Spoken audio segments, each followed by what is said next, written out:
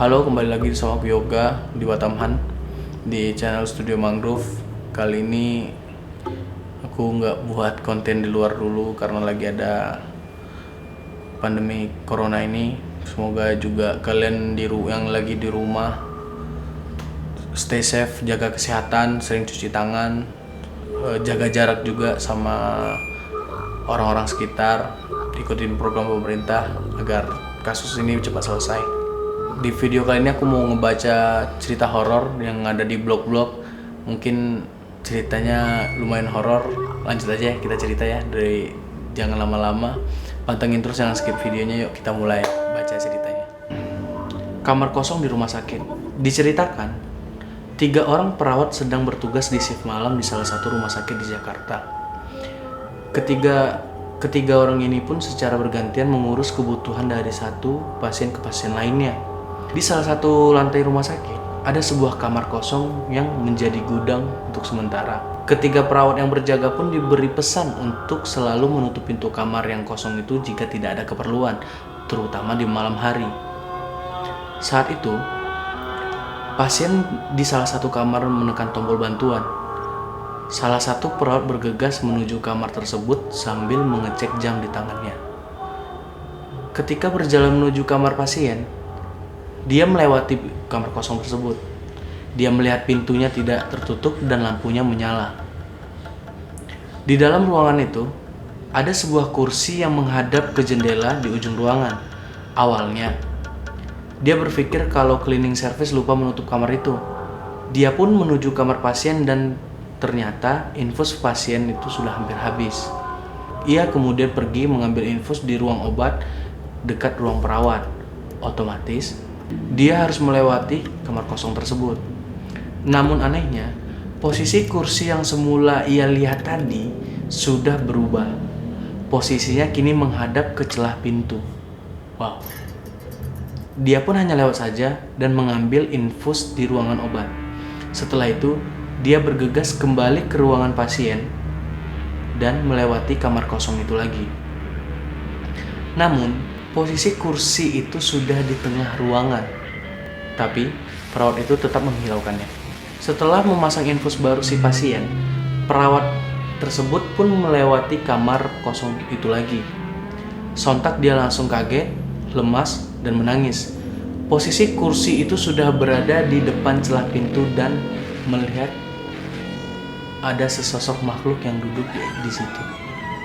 Wow, ini memang cerita-cerita di rumah sakit tuh ngeri-ngeri ya. Next mungkin kalau misalnya ada rumah sakit di Batam yang bisa kita telusuri, mungkin kita akan coba ya. Jadi ceritanya ada perawat rumah sakit yang bekerja di shift malam di salah satu rumah sakit di Jakarta. Ada ruang pasien yang kosong dan dijadikan gudang sementara di rumah sakit tersebut. Kemudian salah satu pasien pada saat dia bekerja itu, ada salah satu pasien yang menekan tombol bantuan. Dia pun bergegas untuk pergi ke ruangan tersebut sambil melihat jam.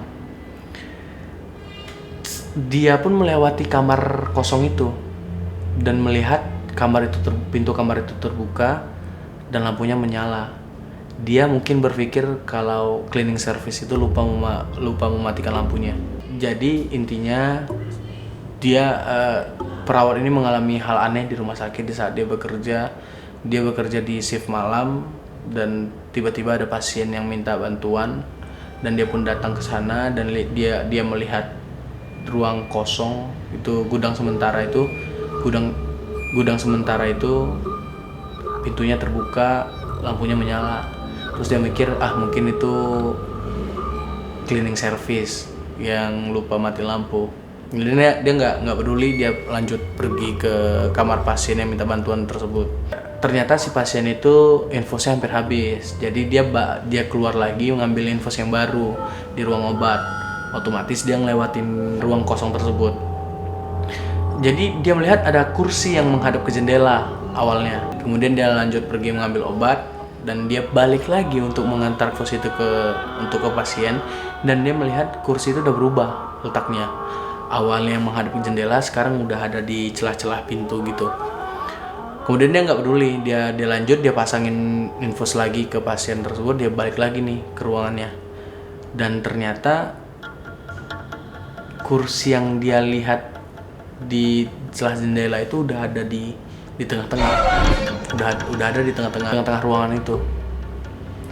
Dan dia pun kaget dan nangis, cemas karena di atas kursi yang di ruangan kosong itu ada sosok makhluk yang dia lihat. Mungkin kalau jadi dia aku juga kayak udah histeris ya, udah histeris banget. Ini kita next ke cerita kedua. Ini cerita kedua pendek banget. Ini cerita seorang ayah ya. Selagi mengecek putraku sebelum tidur, membenahi bantal dan selimutnya agar nyaman, anakku merengek. Katanya, "Ayah, tolong periksa apakah ada hantu di bawah tempat tidurku." Sambil tersenyum simpul, aku menuruti permintaan dan menengok ke bawah kolong tempat tidur itu. Di bawah kolong itu aku menemukan sosok anakku, anak yang mirip persis dengan bocah yang ada di atas tempat tidur. Dia berikut menggigil di bawah sana sambil berbisik kepadaku, Ayah, tolong, di atas tempat tidurku ada hantu." Wow, udah cerita gitu aja. Cuman gila, nih cerita cuma 2 paragraf yang kena banget gitu mistisnya, yang kayak ada ayah yang lagi mau siapin tempat tidur atau mau tidurin anaknya, dan anaknya bilang ke ayahnya, "Ya, tolong cek di bawah tempat tidurku ada hantu." Ayahnya tuh nengok tuh ke bawah tempat tidur itu, dan dia juga lihat anak itu. Anak itu juga udah menggigil, takut, ngomong ke ayah itu, "Ya, tolong lihat di atas tempat tidurku ada hantu." Jadi anaknya yang sebenarnya yang mana? Karena di atas sama di bawah sama-sama merengek tuh. Anaknya cuma satu. Kita lanjut ke cerita cerita ketiga. Ini cerita dari Amerika mungkin ya. Danau White Rock, Dallas. Danau White Rock mulai beroperasi pada tahun 1911 dengan menyediakan ruang bagi orang-orang untuk mendaki, bersepeda, piknik, dan memancing. Lokasi itu menjadi taman kota Dallas pada tahun 1929. Namun, mitos mengatakan di sana ada hantu wanita gentayangan bernama Lady of the Lake yang kerap menampakkan diri di depan pengunjung danau tersebut. Cerita tentang Lady dibawa balik ke era 1930-an. Kisah pertama dibuat di blog pada tahun 1953 oleh Guy Malloy, mantan direktur pemeran untuk Neiman Marcus. Dia melaporkan, "Aku memberikan tumpangan di dekat danau ke seseorang gadis muda, membawa salah satu dagangannya, yang mengaku mengalami kecelakaan mobil dengan pacarnya di dekat danau." Malloy kemudian memberikan jas hujan, tetapi begitu mereka pergi ke alamat yang diberikan Lady, perempuan ini tiba-tiba menghilang. Sejak klaim itu, mulai banyak bermunculan cerita tentang Lady, tetapi dalam versi berbeda. Terkadang Lady mengenakan baju tidur serba putih, di lain waktu gaun pengantin. Para warganet ini pun memberikan beberapa alur berbeda tentang kronologi kematian Lady, seperti kecelakaan perahu, bunuh diri, atau dihabisi nyawanya oleh orang lain. Apa yang tidak mereka bedakan adalah tempat di mana Lady muncul. Ia dilaporkan kerap berdiri di dekat danau White Rock pada malam hari, memberikan isyarat kepada pengendara mobil yang lewat agar memberi tumpangan. Selain itu, Lady suka duduk di kursi belakang karena bajunya basah.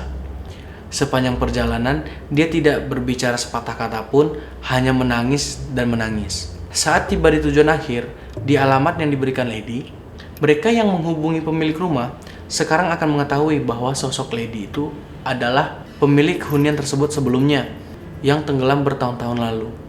Wow, jadi ini intinya kayak di danau White Rock itu ada satu sosok, satu penunggu di sana yang gentayangan, yang memang ya kematiannya juga nggak bisa dipercaya karena banyak versi yang berbeda. ada yang bilang dia dibunuh, ada yang bilang dia kecelakaan, ada yang bilang dia tenggelam di danau itu. Jadi di ending terakhirnya misalnya seseorang yang mengantarkan Lady itu ke alamat tersebut, ternyata alamat itu adalah alamat itu ada yang huni. Cuman kata pemilik rumah sekarang, Lady itu adalah pemilik rumah sebelumnya bertahun-tahun lalu yang tenggelam di danau itu. Alasan tenggelamnya juga kita nggak tahu ya. Wow, ini cerita lebih kerenan cerita yang kedua mungkin ya. Ini ada lagi nggak cerita ini?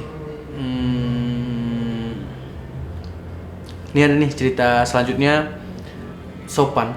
Judulnya Sopan. Cerita ini berangkat dari pengalaman seorang remaja yang berasal dari keluarga penganut paham kejawen. Kejawen itu nanti ada di mana diletak kejawen itu artinya apa. Sejak kecil dia sudah terbiasa melihat hal-hal gaib di sekitarnya. Mawar dan Dewi adalah dua sahabatnya dari SMA. Suatu sore menjelang maghrib, mereka bertiga hendak pulang usai mengikuti kegiatan tambahan. Mereka pun melewati dua jalur sebelum tiba di gerbang depan. Jalur singkat yang memotong itu harus melewati gang sempit atau jalur panjang yang mengitari lapangan sepak bola di sekolah mereka. Remaja itu pun sering melihat ada sosok makhluk di gang sempit itu. Dia pun memperingatkan kedua temannya untuk tidak lewat jalur itu supaya tidak mengganggu. Dewi pun langsung paham, namun Mawar tetap kekeh lewat jalan itu bahkan sambil bernyanyi. Mereka pun akhirnya bertemu di gerbang sekolah. Mawar sengaja melakukan itu hanya untuk membuktikan bahwa apa yang dikatakan dua temannya itu tidak benar. Tapi keesokan paginya, Mawar tiba-tiba muncul di depan rumah gadis remaja itu menangis terisak-isak. Rupanya, Mawar diikuti oleh seorang wanita, pria, anak kecil, dan nenek-nenek. Mereka semua adalah makhluk gaib yang selepas pulang sekolah kemarin mengikuti Mawar.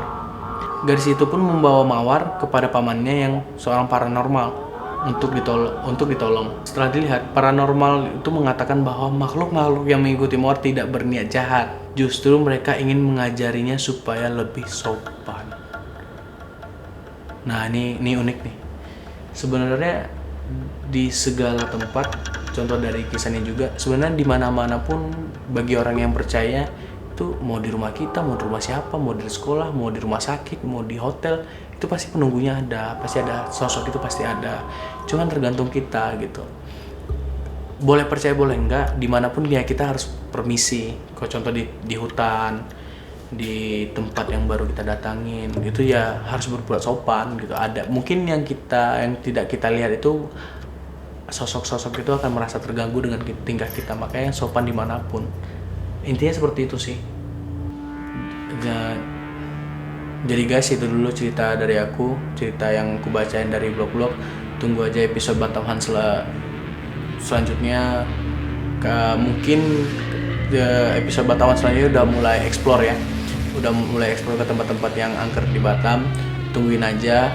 Pantengin terus channel Studio Mangrove. Jangan lupa like, komen, dan subscribe. Dan juga jangan lupa aktifin loncengnya supaya kalian tahu kalau ada video-video baru dari channel Studio Mangrove. Dadah.